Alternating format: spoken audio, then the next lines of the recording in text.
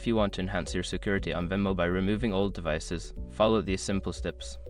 This guide will help you navigate the process easily. Step 1. Open the Venmo app.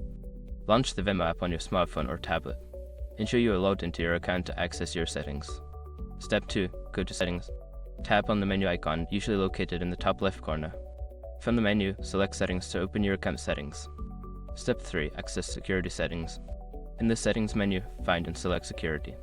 This section contains options related to your account's security, including device management. Step 4. Manage Devices. Look for an option labeled Manage Devices or similar. Here, you will see a list of devices currently associated with your Venmo account. Step 5. Remove old devices. Identify the old devices you want to remove. Tap on the option to remove or unlink these devices from your account. Confirm your choice if prompted.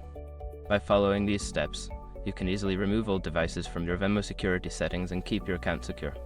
Always remember to review your security settings regularly.